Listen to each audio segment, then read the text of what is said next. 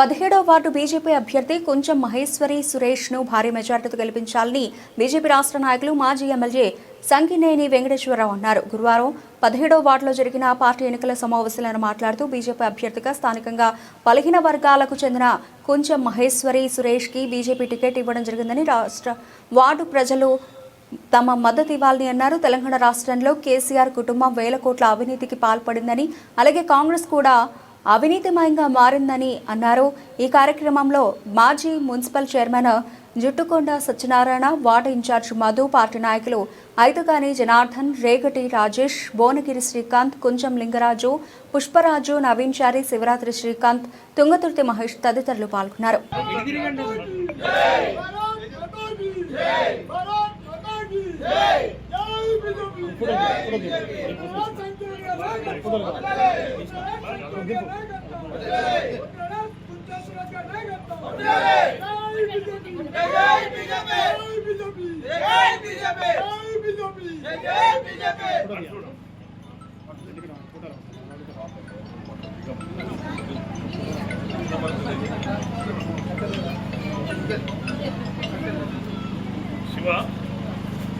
సురేష్ అన్న ముందు జనార్దన్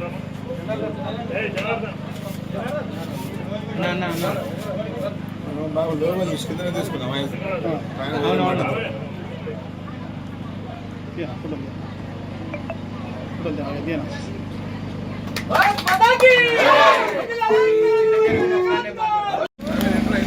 ఒకటో మెంబరు రేవంతి గుర్తు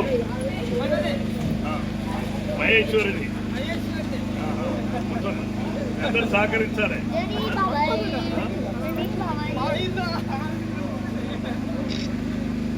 ఒకటో గుర్తు మహేశ్వరిది. నేను ఇప్పుడు చెప్పిన మాటలు ఉన్నాయి కదా, ఇది నిజమా అబద్ధమా? నిజమైతే ఉంటాయి.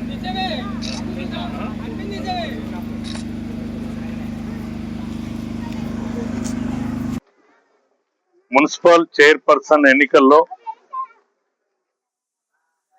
చింతల చెరువు, అంబేద్కర్ నగర్ నుండి 17వ వార్డుకు సంబంధించిన కౌన్సిలర్గా కొంచెం మహేశ్వరి సురేష్ పోటీ చేస్తున్నారు. ఈ వార్డు ప్రజలందరికీ అంబేద్కర్ నగర్ కానీ చింతల చెరువు ప్రజలకు విజ్ఞప్తి చేస్తున్నాను. 2014లో సూర్యాపేట మున్సిపల్ ఎన్నికల్లో ఏ పార్టీకి కూడా మెజార్టీ రాలేదు. ఆ రోజు ఇప్పుడు ప్రస్తుత ఎమ్మెల్యే, ఆ రోజు మంత్రిగా కొనసాగుతున్న జగదీశ్వర్ రెడ్డి గారు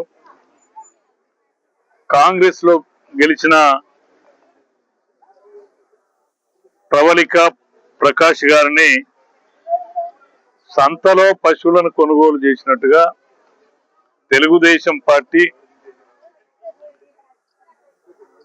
టిఆర్ఎస్ పార్టీ అభ్యర్థులను కొనుగోలు చేసి కాంగ్రెస్ పార్టీ అభ్యర్థిగా ప్రవళిక చైర్మన్ చేయడం జరిగింది. ప్రజలకు వరగబడ్డది ఏంటి అనేది ఈ వార్డుకు సంబంధించిన పట్టణ ప్రజలందరూ కూడా గమనించాలి. అవినీతిమయమైపోయింది సూర్యాపేట. గతంలో ఒక చిన్న కాంట్రాక్టర్లు ఈడ కూడా ఉన్నారు. చింతల చెరువులో వడ్డల సొసైటీ కానీ, ఎస్సీలు కానీ చిన్న చిన్న కాంట్రాక్టులు చేసుకొని పొట్ట గడవడానికి, కుటుంబం గడవడానికి కాంట్రాక్ట్ చేసుకునే కాంట్రాక్టర్ నుండి గతంలో ఎప్పుడు లేని విధంగా 1 లక్ష రూపాయల బిల్లు రావాలంటే 20% లంచాలు తీసుకున్న చరిత్ర ప్రవళిక ప్రకాష్ గారిది. అవినీతిమయం అయిపోయింది.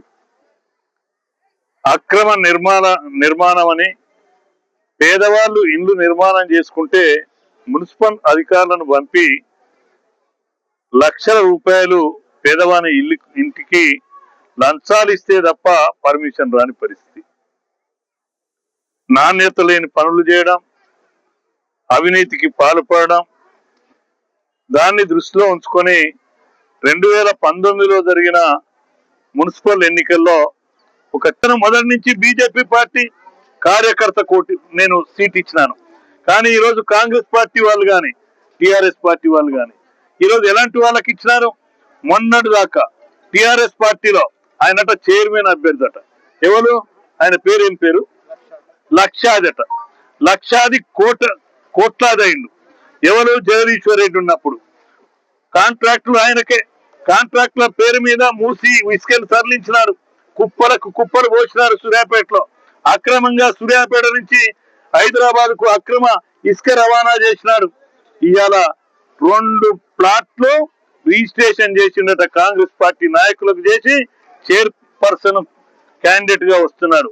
మరి ఈరోజు అక్రమ సంపాదన చేసి అక్రమంగా దోసుకున్న వ్యక్తులు చైర్మన్ అయితే మళ్ళీ మనను దోసుకోవడానికి వచ్చే కాంగ్రెస్ పార్టీకి ఓటేస్తారా? మరి అక్రమంగా గతంలో చైర్పర్సన్ అడ్డం పెట్టుకొని కోట్ల రూపాయలు సంపాదించిన టిఆర్ఎస్ పార్టీకి ఓటేస్తారా? నిర్ణయించుకోవాల్సింది. మన భవిష్యత్తు మారాలంటే, అవినీతి పాలన లేకుండా ఉండాలంటే నరేంద్ర మోడీ గారి నాయకత్వంలో మహేశ్వరిని గెలిపించాల్సిన అవసరం ఉంది. ఆ రకంగా మీలో బిడ్డగా, మీ ప్రాంత వాసిగా, పేదవాళ్ళ బిడ్డ అయిన మహేశ్వరిని మరి మీ అందరూ కూడా గెలిపించాలని, కమలం పువ్వు గుర్తు కోటేయాలని నేను విజ్ఞప్తి చేస్తున్నాను. దామోదర్ రెడ్డి గారు ఏం చేశారో మీ అందరూ తెలుసు. అక్రమ నిర్మాణాలు, కట్టడాలు, సెల్లార్లు పర్మిషన్ లేకుండానే జేసీబీ తీసుకొని మున్సిపల్ కమిషన్ అడ్డం పెట్టుకొని 4-5 ఇళ్ళు కూలగొట్టినాక ఏమైంది? అక్రమ నిర్మాణాలు ఏదో కొద్దిగానో తక్కువనో ఎక్కువనో పర్మిషన్ కు విరుద్ధంగా కట్టిన వాళ్ళందరూ పోయి ముడుపులు, రెడ్ హౌస్ లో ముడుపులు ఇచ్చే కార్యక్రమం జరిగింది. 3 నెలల్లోనే 20 కోట్ల రూపాయలు. మున్సిపల్ చైర్మన్ అధికారంలో లేడు, కాంగ్రెస్ కు ఎమ్మెల్యే అధికారంలో లేడు. కానీ రాష్ట్రంలో ఉన్న కాంగ్రెస్ పార్టీని అడ్డం పెట్టుకొని, అధికారులను అడ్డం పెట్టుకొని 3 నెలల్లో ఎమ్మెల్యే లేకుండా, మున్సిపల్ చైర్మన్ లేకుండా ఈ ఈ పట్టణ వ్యాపారస్తులను కొన్ని బిల్డింగ్లు కూడా కూడగొట్టినారు, మీకు తెలుసు. అంటే మరి అలాంటి కాంగ్రెస్ పార్టీ కోటేస్తారని నేను అడుగుతున్నాను. అందుకే ఈ మున్సిపాలిటీలో గతంలో జుట్టుకొండ సత్యనారాయణ గారు చైర్పర్సన్ గా ఉన్నప్పుడు, వాజ్పేయి గారు ప్రధానమంత్రిగా ఉన్నప్పుడు కేంద్ర ప్రభుత్వం నిధుల ద్వారా ఈరోజు మనం చైతన్య రథం మీద, ప్రచార రథం మీద వస్తుంటే చెట్లు అడ్డం వస్తున్నాయి. చెట్లు పెట్టింది ఎవరమ్మా? ఆ రోజు భారతీయ జనతా పార్టీ చైర్పర్సన్ గా ఉన్నప్పుడు ఇరువైపుల చెట్లు నాటడం జరిగింది. సిసి రోడ్లు వేయడం జరిగింది, బీటీ రోడ్లు వేయడం జరిగింది. మురికి నీరు మాకొద్దు, మూసి నీరు మాకొద్దని మరి పోరాటాలు చేసిన చరిత్రను మరిపించి కృష్ణా జలాలను మరి ఆ రోజు దోసపాడు నుండి కృష్ణా జలాలను లిఫ్ట్ ద్వారా తెచ్చి సూర్యాపేటకు మంచినీరు ఇచ్చిన చరిత్ర భారతీయ జనతా పార్టీ ఆ రోజు చైర్పర్సన్ జుట్టుకొండ సత్యనారాయణ గారిది. ఈ రోజున్న మున్సిపల్ కాంప్లెక్స్ నిర్మాణం చేసింది ఆ రోజు భారతీయ జనతా పార్టీ చైర్పర్సన్ కాలంలో. అదే కాదు, ఈ రోజు మొన్నటి వరకున్న ఎస్పీ ఆఫీసు ఏదైతుందో అది స్టేడియం.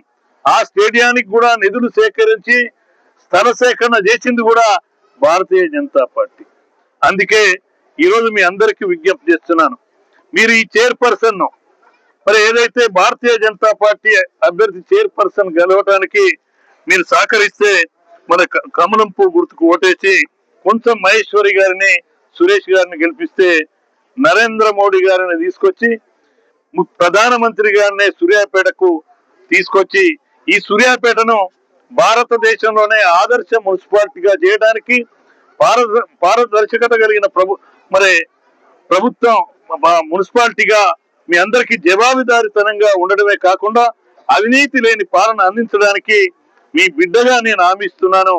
మరి ఈ మున్సిపాలిటీని భారతీయ జనతా పార్టీ మహేశ్వర్ గారికి కమలం పువ్వు గుర్తు కోటేసి 11వ తారీఖు నాడు అత్యధిక మెజార్టీ ఇప్పించాలని నేను విజ్ఞప్తి చేస్తున్నాను.